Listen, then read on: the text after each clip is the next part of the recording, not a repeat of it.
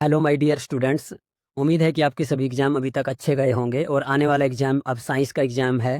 तो उसकी तैयारी के लिए मैं आप सभी के सामने एक फिजिक्स का वन शॉट लेकर आया हूं, जिसके अंदर आपको लगभग 68 क्वेश्चन मिलेंगे।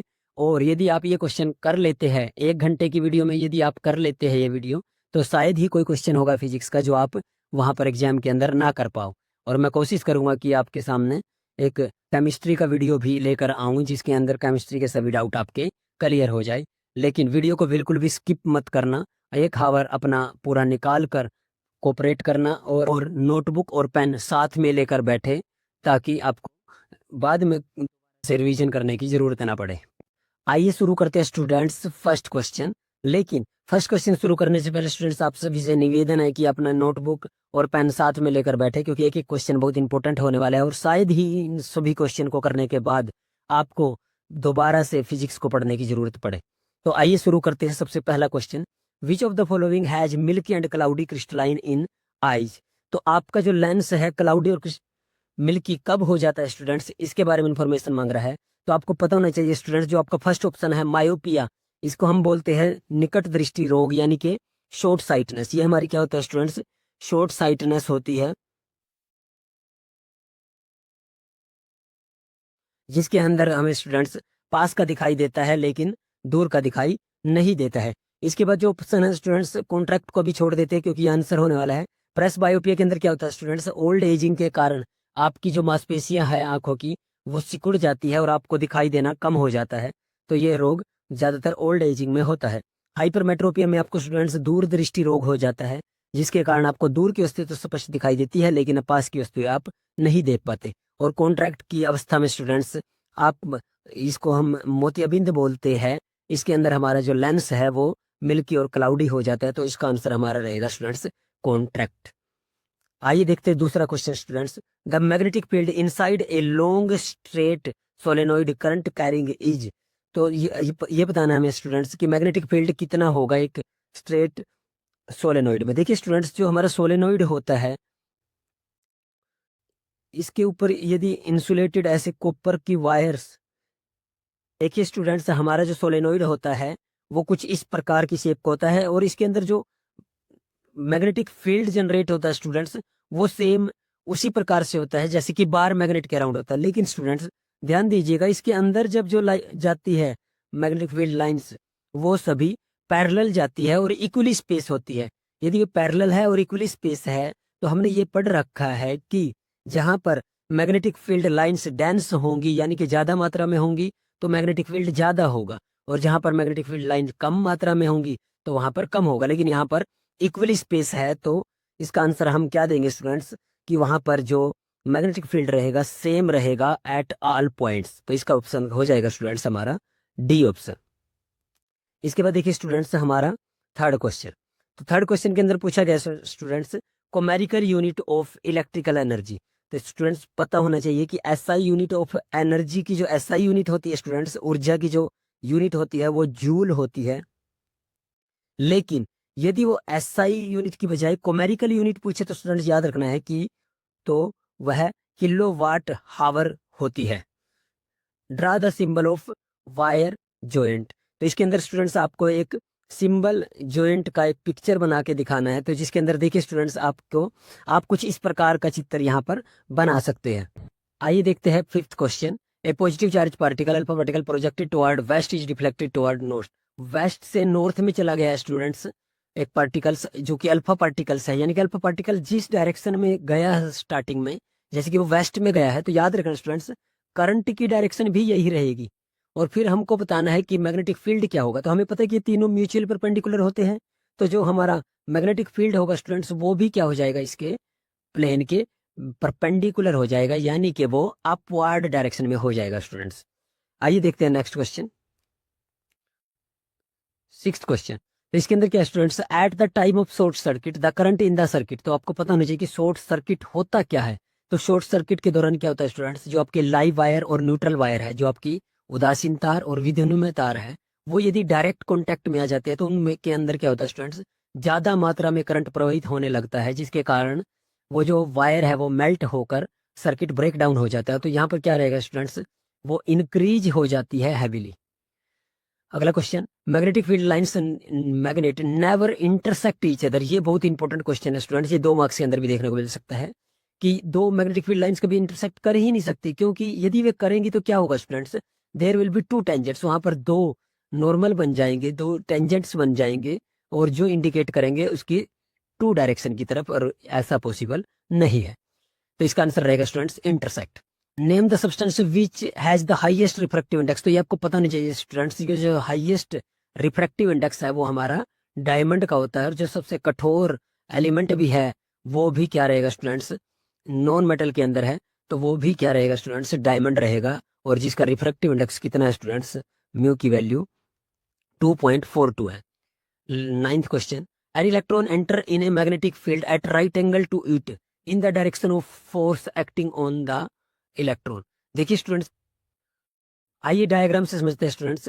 देखिए मैग्नेटिक फील्ड की डायरेक्शन इस साइड से है और हमारे जो इलेक्ट्रॉन्स मूव कर रहा है वो नीचे की डायरेक्शन में है, तो हमें पता होना चाहिए स्टूडेंट्स, यदि ये पॉजिटिव चार्ज होता तो करंट की डायरेक्शन भी यही होती, लेकिन यदि ये इलेक्ट्रॉन है तो करंट की डायरेक्शन अपोजिट हो जाएगी, यानी कि अपवार्ड हो जाएगी। और देखिए स्टूडेंट्स, यदि करंट की डायरेक्शन अपवार्ड है और मैग्नेटिक फील्ड इस साइड है, देखिए हमारी जो आपको पता ही होगा कि 4 फिंगर जो है मैग्नेटिक फील्ड की तरफ डायरेक्टेड होती है, और जो हमारी मिडिल फिंगर है वो करंट की डायरेक्शन में होती है, तो इसको ऐसे नहीं कर पाएंगे, आपको इसको ऐसे करना पड़ेगा। और यदि आप इसको ऐसे करते हैं तो आपको पता लगेगा कि जो फोर्स की डायरेक्शन है स्टूडेंट्स वो हो जाएगी आपकी इनटू द पेज। देखिए जो हमारा लेफ्ट हैंड होता है उसकी जो 4 फिंगर होती है स्टूडेंट्स वो मैग्नेटिक फील्ड की डायरेक्शन में होती है, और ये हमारी मिडल फिंगर हमारी जो करंट की डायरेक्शन में, और लेकिन जो थंब होता है हमारा इस टाइम में देख रहे हैं आप कि वो इनटू द पेज है। और लास्ट क्वेश्चन में वो स्टूडेंट्स अपवर्ड डायरेक्शन में था, तो अब ये डाउनवर्ड डायरेक्शन में है, तो इसलिए स्टूडेंट्स अब क्या करेंगे हम, देखिए इसका आंसर क्या हो जाएगा स्टूडेंट्स, इनटू द पेज। तो इसका आंसर क्या रहेगा स्टूडेंट्स, इनटू द पेज। आगे देखिए students 10th question, what happens when live wire and neutral wire. अभी अभी बताया था स्टूडेंट्स, व्हेन लाइव वायर और न्यूट्रल वायर यदि एक साथ कांटेक्ट में डायरेक्ट आ जाते हैं तो उस समय स्टूडेंट्स शॉर्ट सर्किट होता है, ओवरलोडिंग नहीं होता है। ये बहुत ही गलत लिखा है, तो इसका ऑप्शन हो जाएगा students D, none of these. ध्यान दीजिएगा स्टूडेंट्स, ओवरलोडिंग कब होती है, ओवरलोडिंग तब होती है जब आप एक ही सॉकेट में बहुत सारे इलेक्ट्रिक अप्लायंस को जोड़ देते हैं, यदि एक ही सॉकेट में, तो उस समय स्टूडेंट्स क्या होता है, ओवरलोडिंग हो जाती है।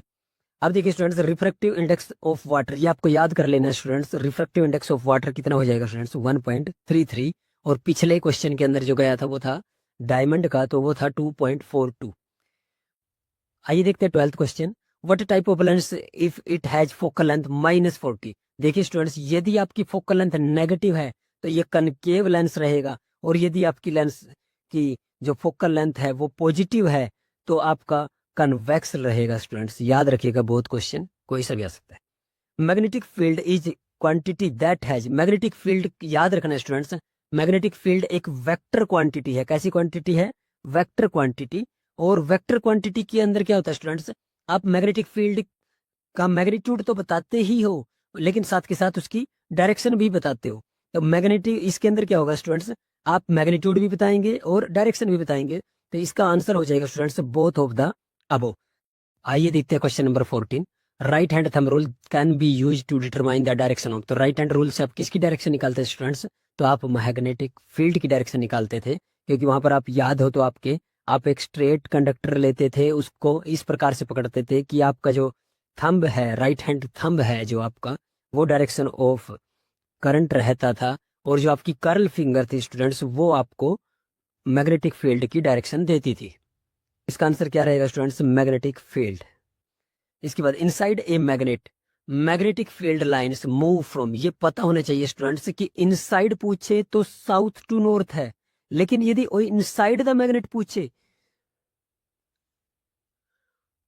आइए देखते हैं question number 15, inside a magnet magnetic field lines move from, inside the magnet पूछे तो स्टूडेंट साउथ टू नॉर्थ है, लेकिन आउटसाइड द मैग्नेट यदि वो पूछे तो याद रखना स्टूडेंट्स, यदि वो इनसाइड द मैग्नेट पूछे, मान लीजिए कि ये आपकी नॉर्थ और साउथ इस टाइप से है, तो इनसाइड ए मैग्नेट ये रहेगा साउथ टू नॉर्थ, यानी कि इसका मतलब इसके जो अंदर डायरेक्शन जाएगी वो कुछ इस टाइप से जाएगी, लेकिन जब वो बाहर निकलेगी स्टूडेंट्स तो वो नॉर्थ से साउथ निकलेगी कुछ इस टाइप से।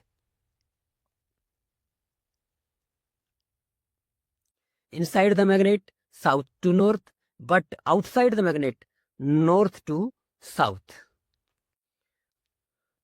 अब देखिए क्वेश्चन नंबर 16, डिफाइन 1 वोल्ट। अब ये 2 मार्क्स के क्वेश्चन आ गए स्टूडेंट्स। 1 वोल्ट को डिफाइन करना, देखिए स्टूडेंट्स बिल्कुल इजी है। यदि 1 वोल्ट का यदि आपको फार्मूला पता है कि W बाई क्यू होता है तो आप आसानी से कर सकते हैं, क्योंकि देखिए ये 1 कब होगा स्टूडेंट्स, जब वर्क हमारा 1 होगा, और वर्क 1 जूल में होता है स्टूडेंट्स।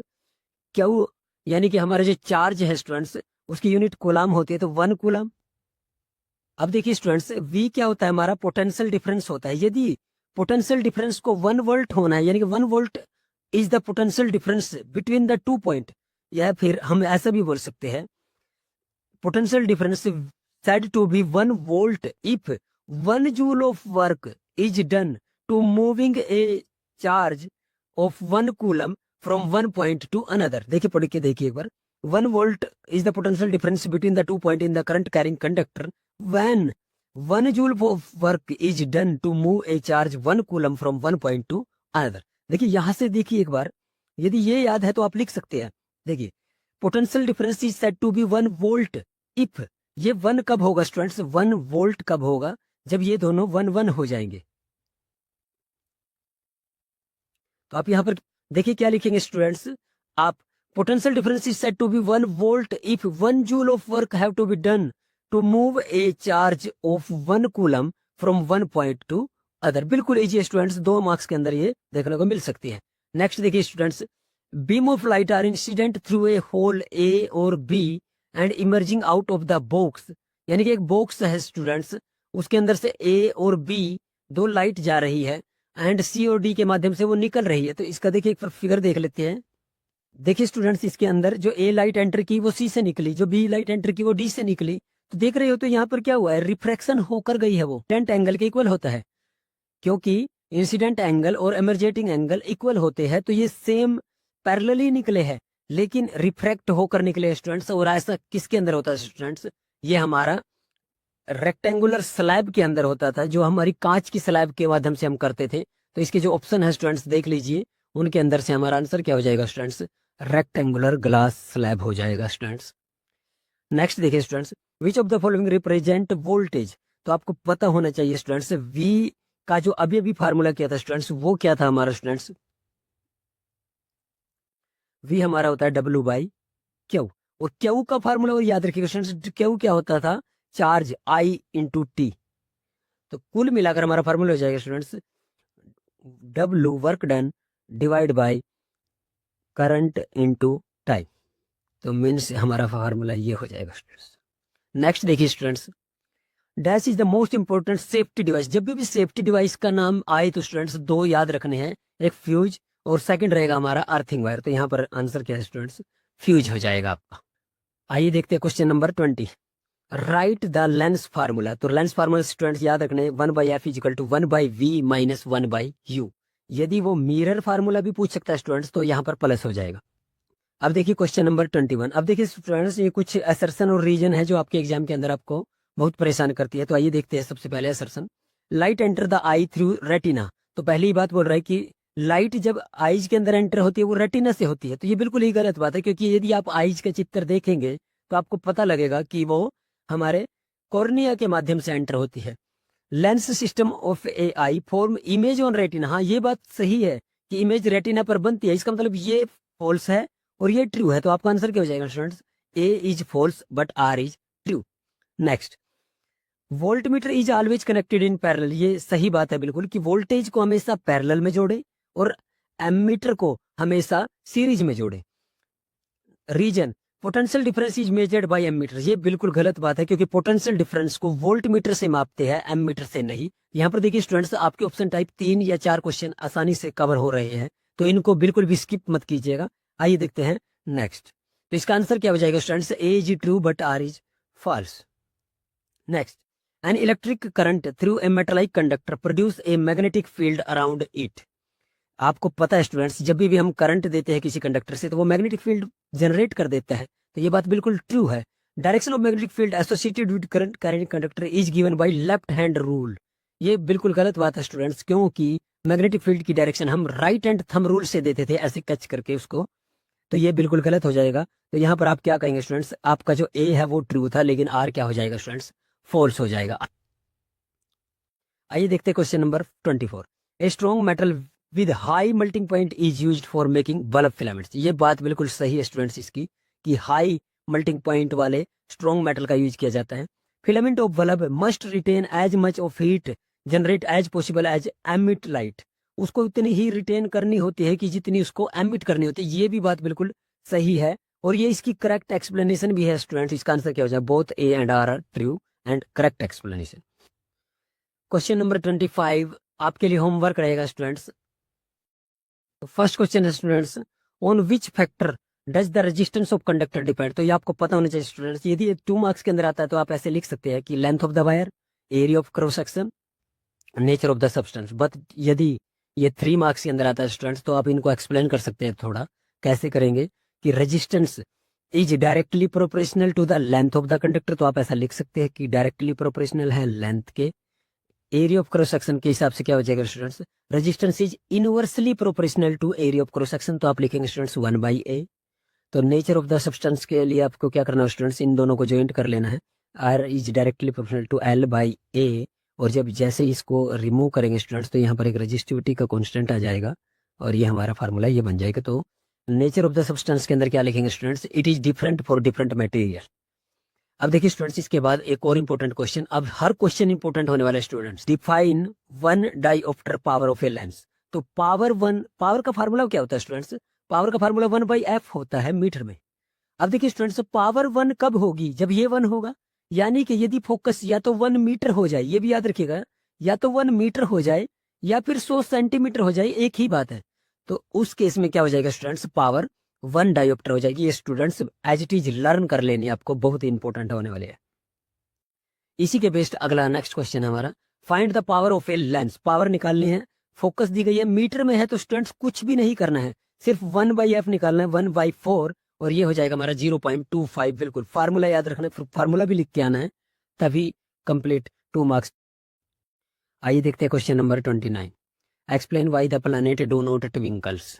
तो ग्रह क्यों नहीं टिमटिमाते, जबकि आपको पता है कि स्टार जो है वो ट्विंकल करते हैं, लेकिन प्लैनेट नहीं करते हैं। क्यों नहीं करते, देखिए students, the planet are much closer to the earth. सबसे पहली बात ये रहेगी कि ये अर्थ के काफी क्लोज है।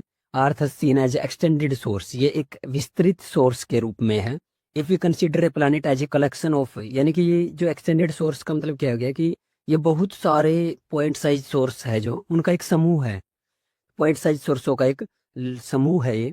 The total variation in the amount of light entering our eye. देखिए यदि ग्रह से जो हमारे पास लाइट आती है, क्योंकि वो एक विस्तृत सोर्स है, बहुत बड़ा सोर्स है, तो उसको डिफ्लेक्ट कर पाना मुश्किल है। तो उसके अंदर जो वेरिएशन आएगी वो बिल्कुल 0 के इक्वल आएगी, यानी कि उसके अंदर कोई वेरिएशन नहीं ला पाएंगे हम। तो इसका मतलब क्या है, जो लाइट हमारे आईज में एंटर करेगी उसके अंदर जो टोटल वेरिएशन होगी वो विल बी 0 होगी। Therefore nullify the twinkling effect. Twinkling effect तब होता है जब लाइट की इंटेंसिटी कम या ज्यादा हो जाए। लेकिन इस केस में क्या हो रहा है स्टूडेंट्स, हम उसकी, क्योंकि विस्तृत सोर्स होने के, बड़ा सोर्स होने के कारण उसकी लाइट को डिफ्लेक्ट नहीं कर पा रहे, उसकी इंटेंसिटी को कम या ज्यादा नहीं कर पा रहे, तो इसीलिए वो कभी भी ट्विंकल नहीं करते। क्वेश्चन नंबर 30 देखिए, right the value of near point और फार पॉइंट। ये आपको पता होना चाहिए कि नियर पॉइंट स्टूडेंट्स 25 सेंटीमीटर और फार पॉइंट हमेशा इनफाइनाइट होता है। तो क्वेश्चन नंबर 31 के अंदर क्या है students, a student has difficulty reading the black board while sitting in the last row. देखिए वो लास्ट रो में बैठा है और उसको ब्लैक बोर्ड दिखाई नहीं दे रहा है। What could be the defect. तो कौन सा डिफेक्ट होता है, यदि इसको लास्ट का दिखाई, यदि वो स्टार्टिंग में बैठा होता है, यदि फर्स्ट बेंच पे, तो उसे दिखाई देता है। इसका मतलब क्या है, उसको जो नियर साइट है वो तो ठीक है, यानी कि वो पास का तो देख सकता है। इसका मतलब स्टूडेंट्स उसको पास का दिखाई देता है, दूर का दिखाई नहीं देता है, तो उसको मायोपिया है। और याद रखना, हाउ कैन बी करेक्टेड, इसको करेक्ट कैसे कर सकेंगे। मायोपिया को दूर करने के लिए स्टूडेंट्स आपको कनकेव लेंस का यूज करना है। जब भी आपको हाइपरमेट्रोपिया को ठीक करना हो तो आप कन्वेक्स यूज करेंगे, लेकिन अब यदि आपको मायोपिया को ठीक करना है तो आपको कनकेव लेंस यूज करना होगा। आइए देखते हैं question number 32। Explain why is the colour of sky blue. आकाश का रंग नीला क्यों है। आपको इसके लिए आपको एक पैटर्न पता होना चाहिए कि वी बिग्योर, इसके अंदर क्या होता है स्टूडेंट्स, जो हमारे ये कलर्स है इनका जो डेविएशन होता है, जो रेड कलर है उसका डेविएशन बिल्कुल जीरो होता है। वॉयलेट, इंडिगो और ब्लू जो कलर है वो सबसे ज्यादा स्कैटर होते हैं और सबसे ज्यादा इनकी सबसे कम वेवलेंथ है और इनकी सबसे ज्यादा वेवलेंथ है। तो रेड की सबसे ज्यादा वेवलेंथ है, इसकी अपेक्षा देखिए कितना है, लगभग 1.8 टाइम्स ग्रेटर है ब्लू से। तो thus when sunlight passes through the atmosphere the fine particle in air scatter the blue color। तो वो क्या करते हैं कि जो वायुमंडल के अंदर पार्टिकल्स प्रेजेंट है वो केवल ब्लू कलर को स्कैटर कर देते हैं, क्योंकि उसकी वेवलेंथ कम है, मोर स्ट्रोंगली देन रेड, तो रेड की अपेक्षा। तो the scattering blue light enters our eyes, और जो वहां से स्कैटर्ड हो रही है लाइट वो हमारे आंखों में पड़ती है, जिसके कारण हमें कलर ऑफ स्काई ब्लू दिखाई देता है। नेक्स्ट क्वेश्चन देखते हैं 33। Defined power of a lens. तो पावर ऑफ ए लेंस पीछे लगभग गया था, लेकिन अब की बार उसकी डेफिनेशन देनी है हमें। द डिग्री ऑफ कन्वर्ज करना और डाइवर्जिंग ऑफ लाइट रे achieved by a lens is expressed in term of its power. Definition यहाँ से ये लिख सकते हैं। वैसे मेन इसका एक्चुअली मीनिंग यही है कि ये लेंस की वो एबिलिटी है जिसके द्वारा वह दूर का और पास का देखने के लिए खुद को एडजस्ट कर लेता है। अब देखिए question number 34। Define the far point and near point. तो डेफिनेशन देनी है, ये ध्यान रखना स्टूडेंट्स। उसने ये नहीं पूछा है कि, देखिए जैसे पिछला जो क्वेश्चन गया था उसके अंदर उसने वैल्यू पूछी थी, लेकिन इसके अंदर खाली उसने डेफिनेशन पूछी है। तो आप यहाँ पर क्या लिखेंगे, फार पॉइंट क्या होता है? फारदेस्ट पॉइंट वो पॉइंट होता है जहां तक हम क्लियरली वस्तु को देख पा रहे हैं, ठीक है, क्लियरली। और मिनिमम डिस्टेंस क्या होता है कि मिनिमम डिस्टेंस वो कम से कम डिस्टेंस है जहां तक हम वस्तु को क्लियरली देख पा रहे हैं। यानी कि एक में मिनिमम डिस्टेंस बिना स्ट्रेन, विदाउट स्ट्रेन, ये भी याद रखना स्टूडेंट्स, विदाउट स्ट्रेन के देख पा रहे हैं जहां तक, वो हमारा नियर पॉइंट हो जाएगा। Y does the sky appear dark instead of blue. ये भी बहुत इंपॉर्टेंट क्वेश्चन है 2 मार्क्स के अंदर। तो क्योंकि देखिए वायुमंडल के अंदर उसने ये पूछा है कि हमें ऊपर से एस्ट्रोनॉट्स यानी कि हमें सैटेलाइट से ये ब्लैक कलर का क्यों दिखाई देता है, काला क्यों दिखाई देता है अंतरिक्ष से। अंतरिक्ष से काला आकाश इसलिए दिखाई देता है क्योंकि देयर इज नो एटमॉस्फेयर, क्योंकि वहां पर कोई वायुमंडल ही नहीं है। यदि वायुमंडल वहां पर नहीं है तो फिर वहां पर कोई पार्टिकल्स भी नहीं होंगे, और यदि पार्टिकल्स भी नहीं होंगे वहां पर तो कोई लाइट स्कैटर्ड भी नहीं होगी। तो इसीलिए वो हमें एज इट इज डार्क दिखाई देगा। आइए देखते हैं question number 36। Right law of refraction of light. Refraction of light है स्टूडेंट्स, रिफ्लेक्शन ऑफ लाइट भी कर लेना है। फर्स्ट पॉइंट जो है वो दोनों में सेम रहेगा। The incident ray, refracted ray and normal all lie in the same plane, ऐसा लिख सकते हैं आप। दूसरा इंपॉर्टेंट रहेगा, the ratio of sine of angle of incident to the sine of angle of refraction is a constant और it is also called Snell's law. ये भी याद रखेंगे। Sine of angle incident I लिख लेते हैं, sine of angle I to the sine of angle r is always constant. इसको हम स्नेल्स लॉ भी लिख लेते हैं और याद रखने कांस्टेंट होना चाहिए। इसके बाद देखिए students next question. Define dispersion of light. Dispersion of light, प्रकाश का विक्षेपण क्या होता है? तो विक्षेपण के अंदर क्या होता है, जब व्हाइट लाइट प्रिज्म के अंदर से गुजरती है तो 7 रंगों में विभाजित हो जाती है, उसे स्पेक्ट्रम भी बोला जाता है। तो when sunlight passes through the prism the light divide into 7 constitutes colours, it is called dispersion of light. Definition के अंदर इतना ही देना है स्टूडेंट्स। यदि ज्यादा मार्क्स के अंदर आता है तो आप वहां पर स्टूडेंट विप ग्योर के बारे में थोड़ा सा दिखा सकते हैं कि वॉयलेट, इंडिगो, ब्लू, उनके नाम भी लिख सकते हैं। नेक्स्ट देखिए students, define spectrum. The sequence of 7 colour obtained. आपको पता है अभी अभी आपने क्या देखा कि जब प्रिज्म, यदि ये मान लीजिए प्रिज्म है, यहाँ से लाइट गई और एंटर होने के बाद क्या हुआ कि ये 7 कलर्स में डिवाइड हो गई। यदि ये 7 कलर्स में डिवाइड हुई है स्टूडेंट्स, तो इसके अंदर क्या होगा स्टूडेंट्स, ये जो पैटर्न बनेगा यहाँ पर 7 कलर्स का, इसी को बोलते हैं the sequence of colour as a result of white light is called spectrum. तो यही स्टूडेंट स्पेक्ट्रम होता है। आइए देखते हैं question number 39। Why does the cord of electric heater not glow while the heating element does. यानी कि जो आपके हीटिंग एलिमेंट्स है वो तो ग्लो करते हैं। देखिए जो हीटिंग एलिमेंट्स होते हैं ना आपके, उनके अंदर क्या होता है कि जो मटेरियल यूज किया जाता है उसका रेजिस्टेंस हाई होता है, जिसके कारण वो ग्लो करते हैं। लेकिन जो हमारा इलेक्ट्रिक हीटर है उसके अंदर कॉपर का यूज किया जाता है जिसका रेजिस्टेंस बहुत कम होता है, जिसके कारण वो ग्लो नहीं कर पाता। तो आप इसका आंसर लिख सकते हैं, resistance of the electric heater cord is negligible so it does not heat, whereas due to high resistance of its heating element it produce more heat and becomes aggregated. Question number 40। State Ohm's law, what is resistance. तो यहाँ पर 2 question पूछे गए आपसे। एक तो आपको ये बताना कि ओम्स लॉ क्या है। तो ओम्स लॉ याद रखना स्टूडेंट्स क्या होता है, V is directly proportional to I। आप इसकी डेफिनेशन यहीं से भी दे सकते हैं। देखिए यहाँ से क्या लिखेंगे, यदि आपको लिखना हो तो वी क्या होता है, potential difference between the two point.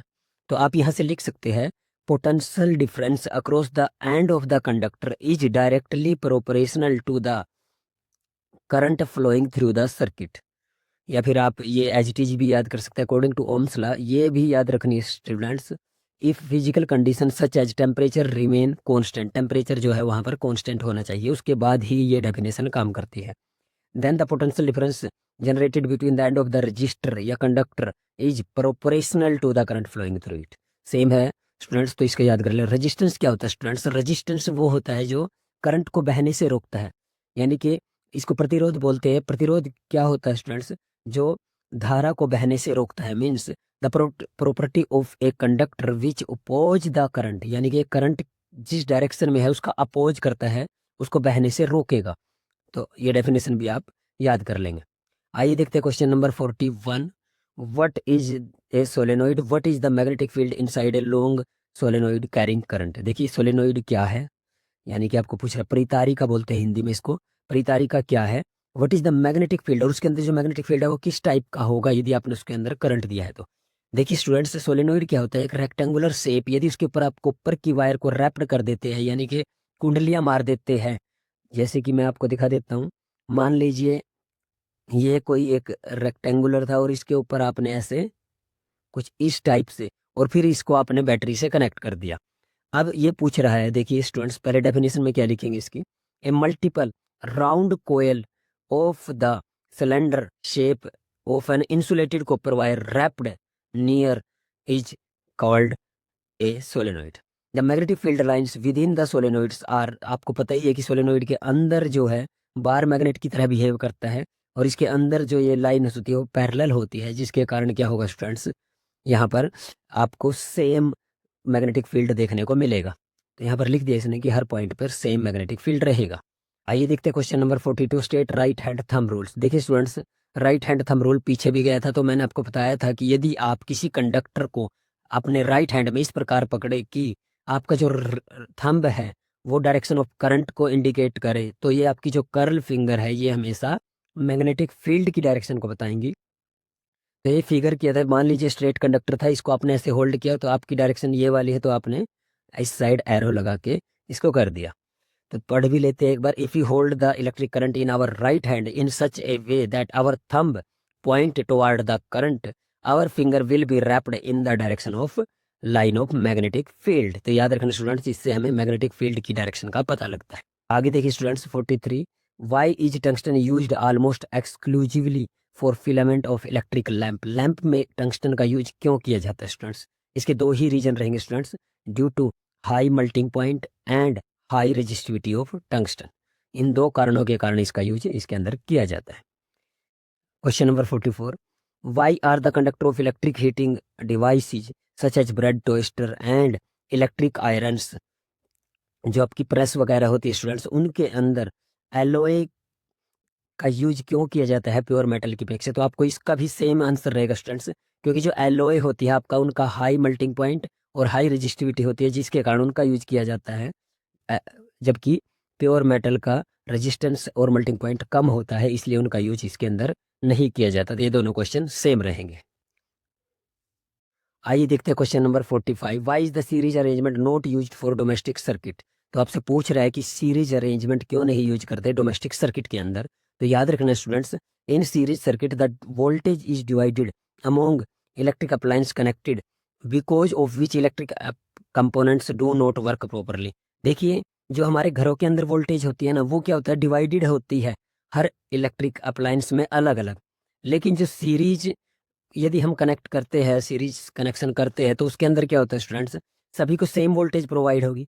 देखिए किसी को कम वोल्टेज चाहिए, किसी को ज़्यादा चाहिए, लेकिन यदि ये सेम दे रहा है और किसी को कम और ज़्यादा चाहिए तो वे काम कर नहीं पाएंगे उसके अंदर। तो इसलिए यहाँ पर लिखा है component do not work properly. The electric circuit break down when a device malfunctions in combination in a series. यदि सीरीज के अंदर यदि कोई भी दिक्कत आती है, यानी कि मान लीजिए कोई एक कार्य करना बंद कर देता है, कोई एक फंक्शन खराब हो जाता है, तो if a single appliance in the house, यदि कोई एक सिंगल भी यदि खराब होता है, फंक्शन करना बंद कर देता है, तो सारा जो अप्लायंस सभी काम करना बंद कर देंगे। ये बहुत बड़ा नुकसान है। Only one switch work in the series, और एक ये पता होना चाहिए कि सीरीज में एक ही स्विच से सारा काम होता है। स्विच ऑन करते ही सभी जो अप्लायंस है ऑन हो जाते हैं। लेकिन आपको पता ही है कि मान लीजिए आपको पंखा चलाना है और उसकी बजाय आपको लाइट जलानी पड़ रही है, उसके साथ साथ आपको मोटर चलानी पड़ रही है, यानी कि कई अप्लायंस अपने आप ऑन हो रहे हैं, तो वो नुकसान वाली बात है। तो इसीलिए घरों के अंदर जो कनेक्शन है सीरीज में नहीं लगाए जाते। आगे देखिए question number 46, how does the resistance of wire very with the area of cross section. ये क्वेश्चन हमने पहले कर लिया था कि एरिया के साथ क्या होता है स्टूडेंट्स। आपको पता होना चाहिए कि जो रेजिस्टेंस है वो एरिया के इनवर्सली प्रोपोर्शनल होता है। तो इनवर्सली प्रोपोर्शनल है तो इसका मतलब ये होगा स्टूडेंट्स, यदि आप एरिया बढ़ाएंगे तो क्या होगा, जो हमारा रेजिस्टेंस है वो डिक्रीज हो जाएगा। Area increases then resistance will decreases. तो यहाँ पर लिख देते हैं एक बार, resistance is inversely proportional to the area of cross section of area. तो सबसे पहले आप ये लाइन लिखेंगे, this means resistance increase with decrease in area. यदि एरिया डिक्रीज होगा तो रेजिस्टेंस इंक्रीज हो जाएगा, वाइस वर्सा मीन्स उल्टा भी हो जाएगा। आगे देखिए 47, why are copper and aluminium wire usually come employed for electrician transmission. देखिए बिजली के जो खंभे होते हैं उनके अंदर जो तारें लगी होती हैं, जो कनेक्शन लगे होते हैं, जो ट्रांसमिशन का कार्य करते हैं, तो उनके अंदर कॉपर और एल्यूमिनियम का यूज क्यों करते हैं, ये क्वेश्चन पूछा गया है। देखिए वैसे जो बेस्ट कंडक्टर है वो तो है हमारे गोल्ड और सिल्वर, लेकिन वो बहुत कॉस्टली होते हैं, इसीलिए हम इनका यूज करते हैं। तो देखिए copper and aluminium have low resistivity, इनकी रेजिस्टिविटी भी कम होती है, are good conductor of electricity, so due to their low resistance and relatively cheap and accessible metal. और देखिए जिन इनको प्राप्त करने के लिए जिस मेटल की आवश्यकता होती है वो भी आसानी से उपलब्ध हो जाती है और ये सस्ता भी है, तो इसीलिए इनका यूज किया जाता है। आगे देखिए question number 48, differentiate between convex और कनकेव। तो कन्वेक्स का फिगर मैंने यहाँ बना रखी है और कनकेव का फिगर ये रहा। तो यहाँ से आप देख रहे हैं कि यह बीच में से तो मोटा है और किनारों से पतला है, ये बीच में से पतला है और किनारों से मोटा है। देखिए पढ़ लेते हैं, this convex lens is thicker from the middle and thinner at the edge, और this is thinner in the middle and thicker at the edge. Second देखिए, convex lens is used as a prevention of far sightedness. ये आपको पता ही है कि दूरदृष्टि रोग में ये काम आता है। और कनकेव जो लेंस है वो नियर साइटनेस यानी कि निकट दृष्टि रोग को दूर करने के लिए यूज किया जाता है। In convex lens the image of the object become real और इन्वर्टेड। इसके अंदर जो इमेज बनती है वो याद रखना स्टूडेंट्स, ऑलवेज रियल और इन्वर्टेड बनती है, और इसके अंदर ऑलवेज वर्चुअल और इरेक्ट बनती है। The focal length of convex lens is positive. इसकी फोकल लेंथ पॉजिटिव होती है और इसकी फोकल लेंथ नेगेटिव होती है, ये भी याद रखना स्टूडेंट्स। कन्वेक्स लेंस एक कन्वर्जिंग लेंस है और कनकेव लेंस एक डाइवर्जिंग लेंस है। तो आप इनके अंदर से 4 पॉइंट याद कर लेंगे। तो आइए देखते हैं question number 49, what is the advantage of connecting electric device in parallel. देखिए पिछली बार जो क्वेश्चन था वो क्या था लास्ट टाइम स्टूडेंट्स, उसके अंदर पूछा था कि सीरीज में क्यों नहीं यूज करते। तो सीरीज में यूज इसीलिए नहीं करते क्योंकि वो रीजन थे। तो सीरीज में यूज नहीं करते तो किस में यूज करते हैं स्टूडेंट्स, पैरेलल में यूज करते हैं, लेकिन रीजन वही है क्योंकि सीरीज में यूज नहीं कर सकते, इसीलिए हम इनको पैरेलल में यूज करते हैं। तो एक बार आप इनको अच्छे से रीड कर लीजिएगा, शायद ही कोई दिक्कत आएगी आपको। आइए देखते हैं question number 50, write the sign convention set by the reflection by spherical mirror. देखिए मिरर कनकेव हो या कन्वेक्स हो या फिर प्लेन मिरर हो, तो सभी के अंदर सेम प्रोसीजर रहेगा। तो मिरर के अंदर आपको क्या याद रखना स्टूडेंट्स, यदि एक बार यहाँ से बोल के एक एक करके समझा देता हूँ। The object is always placed on the left of the mirror. तो सबसे पहले याद रखना है कि जो भी ऑब्जेक्ट रखेंगे, मान लीजिए मिरर है आपका, कोई भी मिरर हो सकता है स्टूडेंट्स जी, तो सबसे पहले तो ऑब्जेक्ट आपको हमेशा इस साइड रखना है। तो ये कौन सी साइड हो जाएगी स्टूडेंट्स, तो याद रखना है कि लेफ्ट ऑफ द मिरर रखना है। तो this implies that the light from the object always कहाँ से फॉल करेगी स्टूडेंट्स, लाइट वो हमेशा लेफ्ट हैंड साइड से फॉल करेगी। All distance parallel to the principal axis आज measure from the pole of the mirror. तो सारे जो डिस्टेंस स्टूडेंट्स यहाँ से मापे जाएंगे, यहाँ से यहाँ तक की दूरी, यहाँ से यहाँ तक की, ऐसे इस पोल पे से मापे जाएंगे। आइए देखते third, all the distance measured to the right of the origin. देखिए यदि ओरिजिन के राइट में ले रहे हैं इस साइड, तो याद रखना स्टूडेंट्स पॉजिटिव रहेंगे, और यदि लेफ्ट साइड में ले रहे हैं तो स्टूडेंट्स नेगेटिव रहेंगे। और फिफ्थ में क्या रहेगा students, distance measured perpendicular to above the principal. यदि ऊपर लेंगे अबोव द प्रिंसिपल एक्सिस तो ये हमारा पॉजिटिव रहेगा, और बिलो द प्रिंसिपल एक्सिस लेंगे तो स्टूडेंट्स वो हमारा नेगेटिव रहेगा।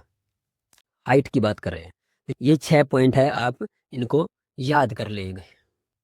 आइए देखते हैं question number 51। Draw a well level diagrams of human eyes. देखिए आपको ये figure as it is practice कर लेनी है स्टूडेंट्स इसकी, और ये नेमिंग भी आपको कर लेनी है। अब देखिए क्वेश्चन नंबर 51, केवल स्टेटमेंट है यहाँ पर। Draw a ray diagram of image formed by a concave spherical mirror if object is placed between C and F. तो देखिए यहाँ पर कनकेव स्फेरिकल मिरर, ये कनकेव स्फेरिकल मिरर है आपका, इसके अंदर 6 फिगर बनती है, ये याद रखना है आपको स्टूडेंट्स। और जो हमारा कन्वेक्स मिरर है उसके अंदर केवल 2 इमेज बनती है। तो इन 6 इमेज में से कोई ना कोई 2 या 3 एग्जाम के अंदर देखने को मिल सकती है। आइए देखते हैं इसका डायग्राम। देखिए स्टूडेंट्स, इसके अंदर क्या है कि मान लीजिए आपने ये ऑब्जेक्ट रखा है ए बी, तो सबसे पहले जो आपको रे निकालनी है ना स्टूडेंट्स, मिरर से फॉल होकर उसके बाद वो फोकस से निकलनी चाहिए, और फोकस से निकलने के बाद दूसरी रे जो आप लेंगे वो आप सी से निकाल सकते हैं। देखिए स्टूडेंट्स, सी से डायरेक्ट तो जा नहीं सकते, तो पहले तो मिरर को कट करना पड़ेगा। तो यह क्या करेंगे स्टूडेंट्स, पहले मिरर की तरफ जाएंगे और फिर वहां से वापस सी से लेकर आएंगे, तो जहां पर ये मीट करेंगे स्टूडेंट्स वहां पर हमारी इमेज बन जाएगी ए डैश बी डैश। और देख रहे हैं साइज इसका इससे ज्यादा रहेगा, तो ये लार्ज इन लार्ज रहेगी। सेकंड, ये इन्वर्टेड है स्टूडेंट्स, और ये इस साइड है तो ये रियल है, real and inverted and greater than the size of the object. इसके यदि ये लिखना है तो आप ये भी लिख सकते हैं। अब देखिए question number 53। Draw the magnetic field line around a bar magnet. ये मैंने आपको पहले बताया था, लेकिन इसकी प्रॉपर्टी भी यहाँ पर पूछी गई है। तो याद रखना सबसे पहले कि आउटसाइड द मैग्नेट ये नॉर्थ से साउथ रहेगा, यहीं पर ये लाइन भी लिखेंगे। इनसाइड द मैग्नेट ये साउथ टू नॉर्थ रहेगा। एक ये ऑलवेज क्या करेंगे students, lines are close curve, ये हमेशा एक क्लोज कर्व बनाते हैं। क्या करते हैं स्टूडेंट्स, ये क्लोज कर्व बनाते हैं। और फोर्थ क्या रहेगा students, when the magnetic field lines are dense, जब मैग्नेटिक फील्ड जहां पर ज्यादा होंगी तो the magnetic field will be strong, और जहां पर मैग्नेटिक फील्ड लाइंस कम होंगी वहां पर मैग्नेटिक फील्ड वीक रहेगा। और लास्ट पॉइंट हमारा रहेगा students, magnetic field lines never intersect each other, वे कभी भी एक दूसरे को काटती नहीं है। आइए देखते हैं क्वेश्चन नंबर 54। आपको एक स्कीमेटिक डायग्राम बनाना है, एक सर्किट बनाना है स्टूडेंट्स, जिसके अंदर आपको बैटरी जो मिलेगी वो 3 सेल्स 2 वोल्ट ईच, यानी कि 3 सेल लगाए गए हैं, 2 वोल्ट का एक है, मतलब टोटल 6 वोल्ट है। तो याद रखिए स्टूडेंट्स, यहाँ पर 6 वोल्ट इसीलिए लिखा है, negative positive negative positive negative positive, 2 volt का एक है, तो कुल मिलाकर 6 हो जाएगा। आगे क्या करना है स्टूडेंट्स, 5 ओम 8 ओम और 12 ओम, यानी कि 3 रजिस्टर है, 5 8 और 12 ओम के, उनको आपको सीरीज में कनेक्ट करना है। तो सीरीज में कनेक्ट कर दिया स्टूडेंट्स, और बाकी इंस्ट्रूमेंट को आप कंप्लीट कर लीजिएगा डायग्राम को। अब आगे देखिए क्वेश्चन 55।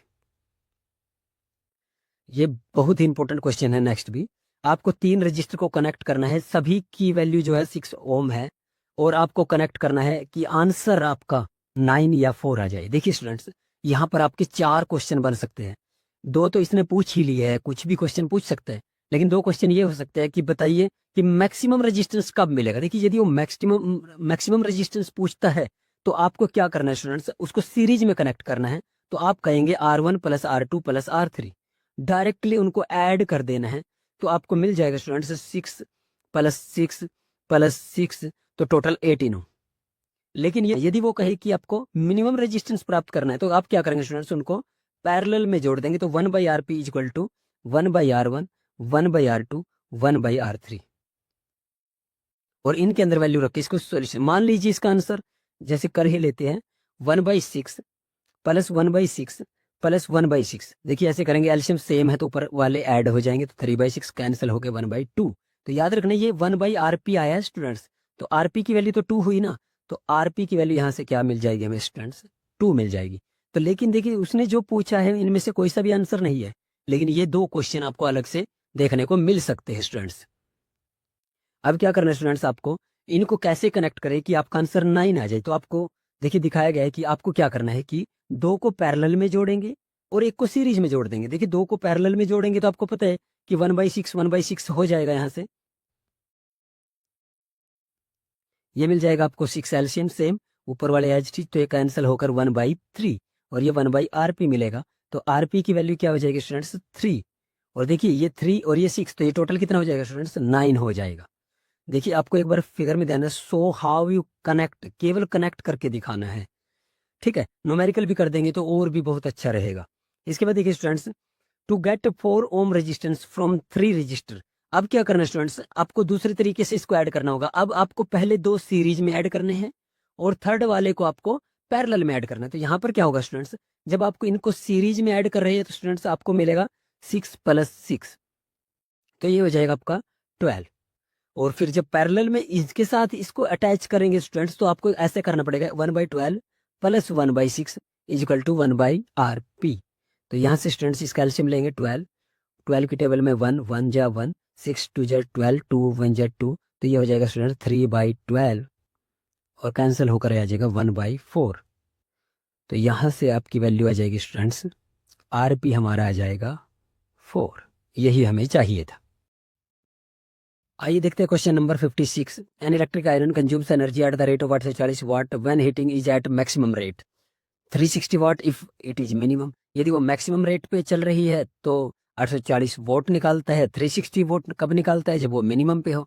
तो वोल्टेज दी गई है, हमें बताना है कि I और R कितना होगा। तो सबसे पहले I निकालना पड़ेगा। तो हमें पता है कि पावर का फार्मूला क्या होता है, V × I। फार्मूले लर्न कर लेना यहाँ से, क्योंकि ऑप्शन के अंदर भी दिखाई दे सकते हैं। V × I, तो I की वैल्यू क्या हो जाएगी, P/V। तब क्या करेंगे, देखिए स्टूडेंट्स, एक बार तो आपको पावर क्या दी गई थी स्टार्टिंग में, 840 वाट थी जब वो मैक्सिमम से काम कर रहा था। तो वोल्टेज कितनी थी, 220। तो इसको कट करेंगे तो ये आ जाएगा 3.82 एम्पियर। अब रेजिस्टेंस का फार्मूला क्या होता है स्टूडेंट, VR = V/I या V = IR, ये आपने पढ़ रखा है। तो R क्या हो जाएगा, V/I। तो वोल्टेज जो दी गई थी उसको इस I से डिवाइड कर देंगे, डिवाइड कंप्लीट करेंगे तो हमारा आंसर हो जाएगा 57.60 ओम। याद रखना स्टूडेंट्स, ये यूनिट भी लिखनी जरूरी है। 57, the far point of A myopia is 80। किसी पर्सन के लिए मायोपिया है उसको, और उसका जो दूर का पॉइंट है वो 80 सेंटीमीटर है, यानी कि उसको 80 सेंटीमीटर का दिखाई ही नहीं देता। What is the nature and the power of lens. तो किस प्रकार से आप इसको ठीक करेंगे। देखिए मायोपिया है तो इससे तो आप पता लग ही जाएगा कि आपको कनकेव लेंस की आवश्यकता है। देखिए ठीक है, तो उसका जो फोकस है, अब वो कहाँ तक देख पा रहा है स्टूडेंट्स, तो वो 80 तक देख पा रहा है। जो भी इमेज होगी वो नेगेटिव लेंगे तो -80 सेंटीमीटर। यदि इसको कन्वर्ट करूँ तो ये हो जाएगा 0.8 मीटर। तो पावर का फार्मूला क्या होता है स्टूडेंट्स, 1/f। तो आप क्या करेंगे स्टूडेंट्स, आपको इसको मीटर से उठाना है, इसीलिए हमने इसको मीटर में चेंज किया है। तो हो जाएगा यहाँ से 1/f, यानी कि 1/0.8। पॉइंट हटाएंगे तो क्या हो जाएगा स्टूडेंट्स, मैं इसको करके भी करता हूँ। तो 1/0.8 है, तो इसको पॉइंट हटाएंगे तो ये हो जाएगा 8/10, ऊपर चला जाएगा। और इसको कट कर देंगे, 2 5 जा 10, 2 4 जा 8, और जैसे ही आप इसको डिवाइड करेंगे तो ये आपका 1.25 आ जाएगा स्टूडेंट्स। तो याद रखना, नेगेटिव आया है तो याद रखेंगे तो पावर जो नीड होगी वो नेगेटिव होगी, और इसका जो नेचर होगा लेंस का वो कनकेव रहेगा। आइए देखते हैं question number 58। An object 4 centimetre in size, उसकी हाइट 4 सेंटीमीटर है, is placed 25 centimetre in front of the concave mirror. तो पहले कनकेव मिरर देखिए स्टूडेंट्स, इसके बाद आपको क्या करना है कि इसके अंदर, कनकेव के अंदर जो ऑब्जेक्ट आप लेते हो उसका जो डिस्टेंस होता है यहाँ से, वो आपका U होता है। और जो इमेज बनती है उसका जो डिस्टेंस होता है स्टूडेंट्स वो V होता है। और ये जो हाइट होती है ये H बोल सकते हैं, और जो इमेज की हाइट होगी उसको H' बोल सकते हैं हम। तो इसके बाद क्या करेंगे स्टूडेंट्स, यहाँ पर आपको फोकल लेंथ भी दी गई है 15 centimetre. Find the distance and the size of the image. तो आपको डिस्टेंस ऑफ इमेज निकालना है, तो आपको V की वैल्यू निकालनी है। तो सबसे पहले वैल्यू लिख लेते हैं, U की वैल्यू नेगेटिव रहेगी क्योंकि इस साइड बनाया हुआ है। तो U की वैल्यू -25। फोकस भी इसका इस साइड ही होता है, तो याद रखना इसका फोकस भी नेगेटिव होता है, तो -15 सेंटीमीटर। तो ये फार्मूला लगाएंगे, V + 1/U = 1/f। और जैसे ही कैलकुलेट करेंगे तो स्टूडेंट्स 2/75 यदि डिवाइड कर देंगे तो -37.5। देखिए स्टूडेंट्स, आपका आंसर ये आएगा 1/v = -37.5। तो यहाँ से v की वैल्यू क्या हो जाएगी स्टूडेंट्स, -37.5। अब देखिए स्टूडेंट्स, आपको इसके अंदर क्या निकालना है, साइज निकालना है। इमेज का जो साइज है उसके लिए हमें क्या करना पड़ेगा स्टूडेंट्स। अब देखिए स्टूडेंट्स, आपको क्या निकालना है, इसका साइज निकालना है। तो साइज के लिए क्या करेंगे, m का फार्मूला लगाएंगे, H' बाई H = -V/U। और जैसे ही आप ये वैल्यू रखेंगे तो आपका आंसर क्या आ जाएगा स्टूडेंट्स, -6 सेंटीमीटर। अब देखिए students, last question, what is the highest और लोएस्ट। मैंने अभी अभी बताया था थोड़ी देर पहले कि जब भी हाईएस्ट पूछे तो उसको सीरीज में ऐड कर दीजिए, कोई ज़्यादा बड़ी बात नहीं है। तो इसका हाईएस्ट प्राप्त करने के लिए आपको इसको सीरीज में ऐड कर देना है। तो ये यहाँ से भी बता सकते हैं, 4 और 8 12, 12 12 24, 24 24 48 इसका आंसर हो जाएगा स्टूडेंट्स। लेकिन आपको फार्मूला लिख के फिर करना students. The lowest total resistance क्या होगा स्टूडेंट्स, आप इसको देखिए यहाँ पर लिखना पड़ेगा कि आपको सीरीज में जोड़ेंगे आप। तो अब देखिए लास्ट पेज हमारा है, इसके बाद हमारा सिलेबस लगभग ये खत्म हो जाएगा। इसके बाद आपको एक भी क्वेश्चन करने की ज़रूरत नहीं, क्योंकि लगभग आपने पहले ही बहुत पढ़ लिया होगा। अब ये रिवाइज करने के लिए बहुत ही बढ़िया तरीका रहेगा। तो इनको डायरेक्टली ऐड करेंगे तो ये सीरीज में हो जाएगा, यदि डिवाइड करके ऐड करेंगे तो ये इनवर्सली हो जाएगा। ये आप कर सकते हैं कैलकुलेशन, लेकिन यदि आप कहेंगे तो मैं कर भी देता हूँ। 1/4 + 1/8 1/12 + 1/24। तो एलसीएम 24 लेंगे। 4 की टेबल में 6 पे 6, 8 की टेबल में 3 पे 3, 12 की टेबल में 2 पे 2 1 जा 2, और 24 की टेबल में 1 पे। तो ये हमारा 6 3 9 2 11 और 1 12/24 कट करेंगे तो 1/2 आ जाएगा स्टूडेंट्स। और याद रखना ये 1/RP आया है, तो आरपी हमारा नॉर्मल कितना हो जाएगा स्टूडेंट्स, 2 ओम। वैसे यहाँ पर ये कैलकुलेशन हुई है। अब देखिए students 60 question, the near point. अब की बार नियर पॉइंट वाला क्वेश्चन दिया। देखिए तो दोनों टाइप के क्वेश्चन हो गए, तो आपकी कोई भी प्रॉब्लम वहां पर नहीं बचेगी। नियर पॉइंट अब की बार 1 मीटर है, यानी कि कम से कम वो केवल 1 मीटर तक देख सकता है। What is the power of lens, क्या यूज करें कि near point, assuming that the near point हमें पता ही है कि 25 सेंटीमीटर होता है, तो क्या करेंगे स्टूडेंट्स। देखिए जो नॉर्मल पॉइंट होता है, इमेज कहाँ पर दिख रही है, वो केवल यहाँ तक देख पा रहा है 1 मीटर तक, तो वो इमेज को देख पा रहा है, तो वो -1 मीटर क्या हो जाएगा स्टूडेंट्स, वी। और यू की वैल्यू क्या होगी स्टूडेंट, हमारा 25 सेंटीमीटर जहाँ तक उसको देखना था, यानी कि वस्तु को यहाँ तक देख सकते हैं नॉर्मल, लेकिन वो देख पा रहा है यहाँ तक। तो ये ऑब्जेक्ट था, ये इमेज है उसकी लगभग।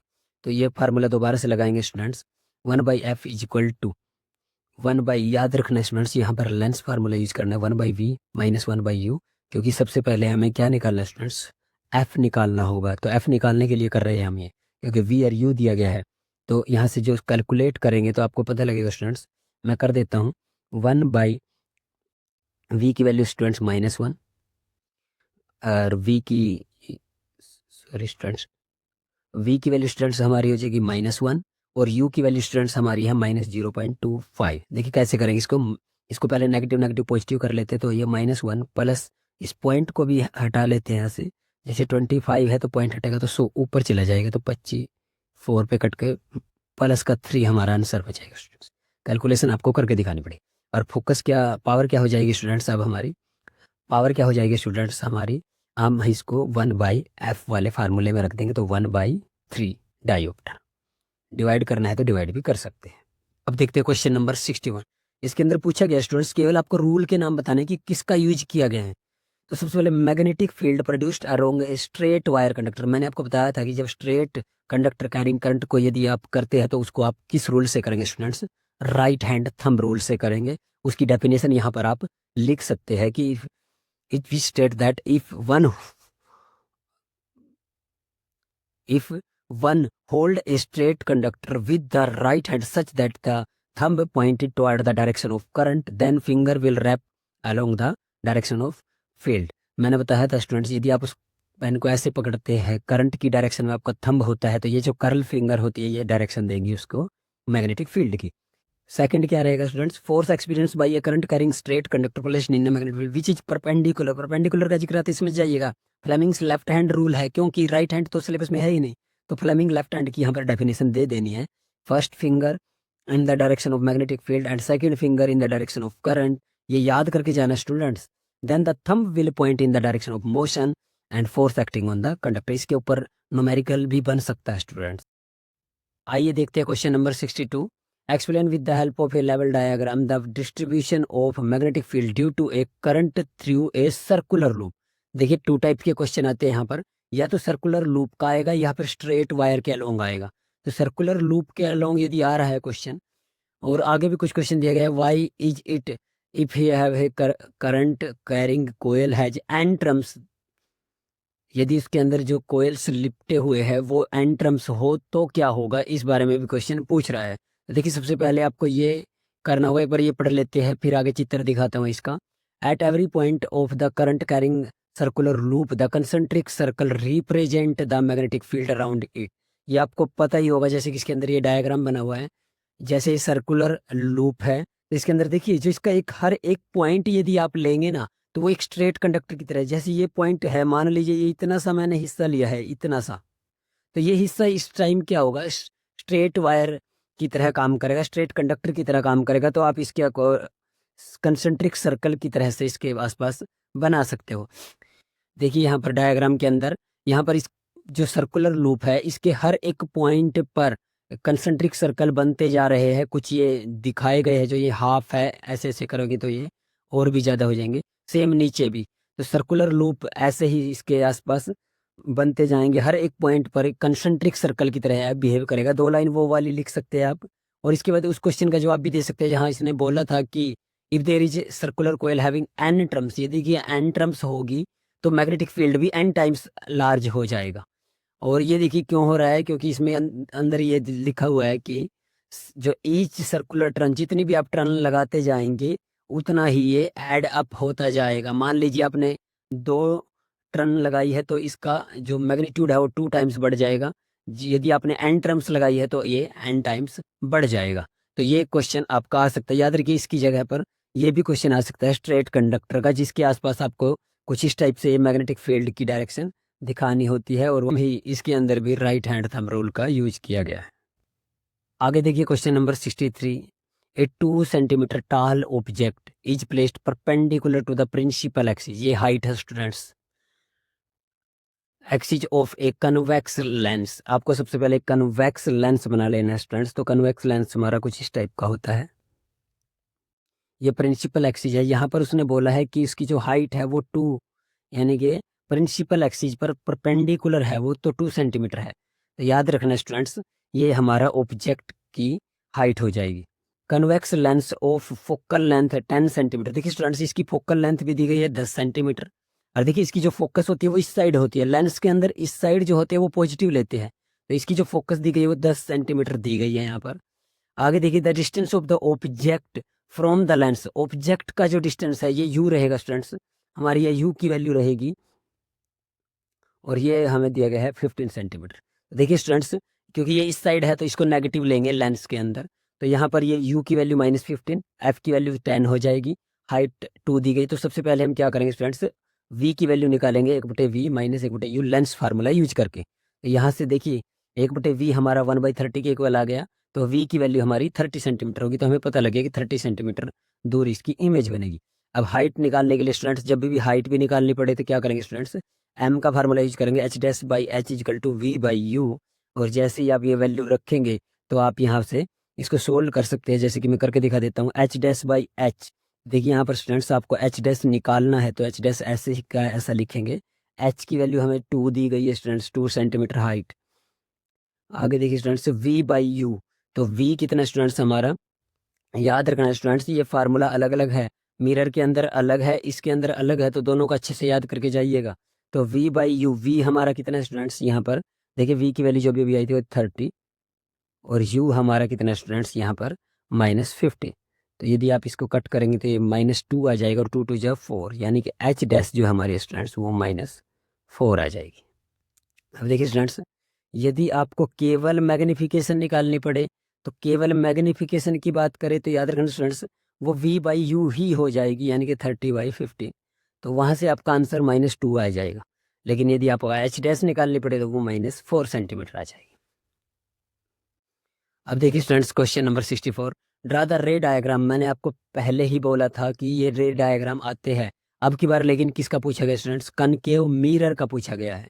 तो कनकेव मिरर के अंदर मैंने बताया था आपको कि 6 इमेज बनती है। वस्तु कहाँ कहाँ रख सकते हैं आप, देखिए एक बार, यह हमारे पर फोकस होता है, इसके डबल डिस्टेंस पर यहाँ पर सी होता है। तो वस्तु या तो रख सकते हैं आप सी से परे, या फिर रख सकते हैं सी पर, या रखते हैं सी और एफ के बीच में, या एफ और पी के बीच में, ठीक है स्टूडेंट्स, या फिर पैरेलल या फिर फोकस में। ये कुछ केस होते हैं। देखिए अब कहाँ से पूछा इसने, एक सी पर पूछा है और बिटवीन पी और एफ के बीच में पूछा है। तो पी और एफ के बीच में पूछा है, ये थोड़ा सा डिफिकल्ट है। और सी के ऊपर पूछा है तो वो सेम रहेगा स्टूडेंट्स। अभी दिखा देता हूँ मैं आपको, जैसे इसने डायग्राम बहुत अच्छे से दिखाए हैं यहाँ पर। तो ये देखिए स्टूडेंट्स, यदि सी पर है तो याद रखिएगा स्टूडेंट्स, मान लीजिए आपने ऑब्जेक्ट को यहाँ पर रखा, तो सबसे पहले क्या होगा स्टूडेंट्स, पैरेलल रे जाएगी, वो फोकस से निकल जाएगी। और फिर उसके बाद क्या करना स्टूडेंट्स, आपको सी से निकालना है। लेकिन देखिए सी से निकालेंगे तो डायरेक्ट मिल जाएगा, तो आप मिरर को टच नहीं कर पाएंगे। तो इसके अंदर आप दूसरे वाला रूल लगाएंगे कि यदि फोकस से जाएगी तो पैरेलल से निकल जाएगी। देखिए यदि पैरेलल जाती है तो फोकस से निकल जाती है, लेकिन यदि फोकस से जाएगी तो वो पैरेलल निकल जाएगी। और देखेंगे आप यहाँ पर ये दोनों रे आपस में मीट कर जाएंगी और ये हमारी सेम इमेज बनेगी, सेम हाइट की बनेगी, लेकिन रियल और इन्वर्टेड रहेगी स्टूडेंट्स। ये आप इसके अंदर लिख सकते हैं, क्योंकि इसने इसके अंदर पूछा है तो आप लिखेंगे nature of the image virtual and erect. देखिए स्टूडेंट्स सेकंड वाला केस है ये। तो सेकंड वाले केस के अंदर क्या देख रहे हैं आप, यदि वस्तु को आपने पी और एफ के बीच में रखा है, तो पी और एफ के बीच में रखेंगे तो क्या होगा स्टूडेंट्स, देखिए यहाँ पर ये ऑब्जेक्ट रखा था आपने। अब देखिए क्योंकि आप पहले क्या करते थे, आप यहाँ भी वैसे ही कर सकते हैं कि पैरेलल निकाल कर फोकस से निकाल सकते हो, लेकिन क्योंकि यहाँ पर जगह ही नहीं है तो इसने क्या किया है, ये दूसरे वाला तरीका लगाया है कि जिस एंगल पर आप इंसिडेंट करोगे उसी एंगल से रिफ्लेक्ट होकर जाएगी। लेकिन ये याद रखना स्टूडेंट्स, यहाँ पर जब आप सी से निकालोगे, देखिए सी से यहाँ दिखा रखा है, ये टच करके वापस गई है, लेकिन ये दोनों रे आपस में मिल नहीं रही है। तो आप क्या करेंगे, इनको बैकवर्ड डायरेक्शन में चेक करेंगे और ये पीछे मिलती हुई प्रतीत होंगी, और ऐसी इमेज को हम बोलेंगे स्टूडेंट्स ये हमारी वर्चुअल और इरेक्ट इमेज होगी। तो इन 6 केस में केवल ये एक ही केस ऐसा है जिसके अंदर वर्चुअल और इरेक्ट इमेज बनती है, बाकी सब में रियल एंड इन्वर्टेड इमेज बनती है। तो इनको अच्छे से करके जाइएगा। देखिए फिगर स्टूडेंट्स, यहाँ पर 3 रजिस्टर उसने बोला था R1 R2 R3, और एक 5 ओम का और एक 10 ओम का और 30 ओम का, यानी कि 3 रजिस्टर है जो हमारे, एक तो 5 ओम, 10 ओम और 30 ओम है। और वोल्टेज जो दी गई है स्टूडेंट्स वो रहेगी 12 वोल्ट।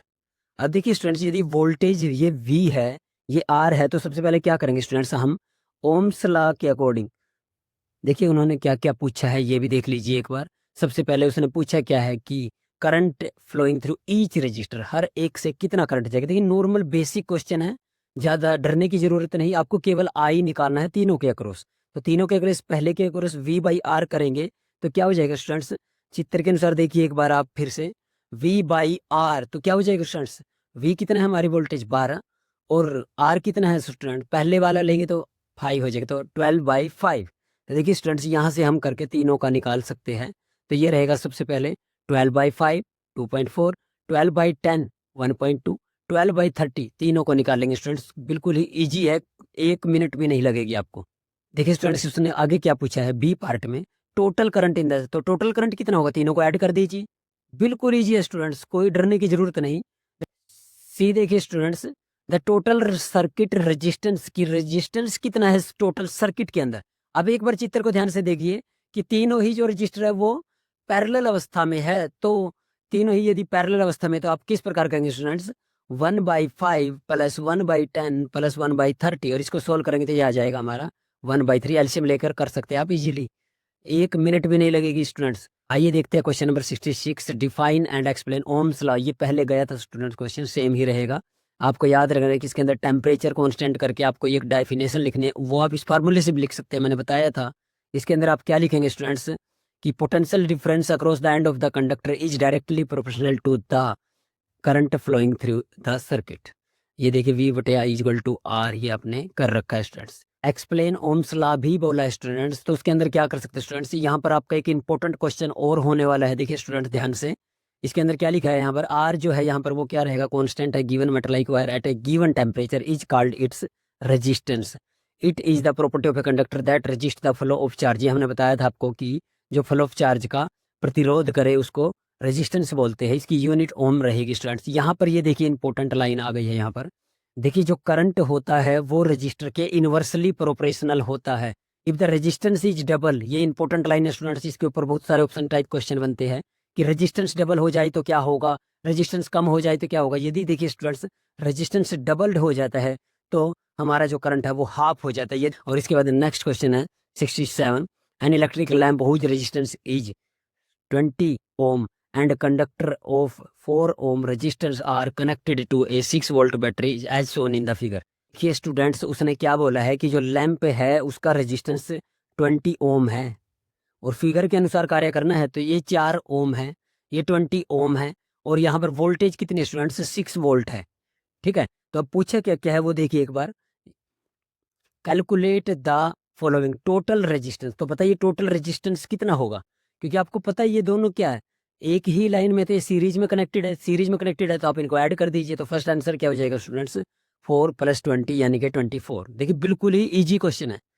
सेकंड देखिए क्या है, be the current through the circuit. Current कितना जा रहा है यानी कि आई की वैल्यू निकालनी है। तो पता ही स्टूडेंट्स वी दे रखा है, आर का आपको पता लग ही गया है, तो आई क्या हो जाएगा स्टूडेंट्स, V/R। तो वी कितना था 6, रेजिस्टेंस कितना आया था अभी टोटल, तो 24 डिवाइड करेंगे, कैंसिल आउट करेंगे तो 0.25। और लास्ट पार्ट क्या रहेगा स्टूडेंट्स इसका, the potential difference across the electric lamp and the conductor. Potential difference यानी कि अब V की वैल्यू पूछ रहा है स्टूडेंट्स, तो V क्या हो जाएगा मजा, वो होता है I × R।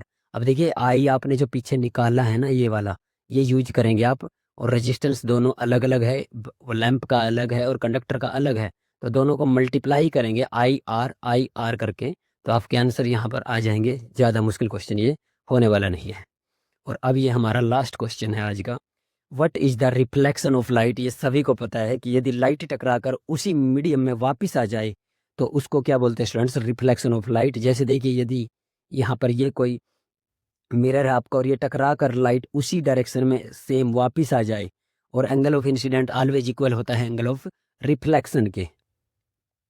तो देखिए स्टूडेंट्स इसके अंदर क्या क्या लिखेंगे, राइट डाउन द लॉ भी पूछे गए हैं यहाँ पर। तो सबसे पहले आप डेफिनेशन लिखेंगे, when light fall on a smooth and polish surface.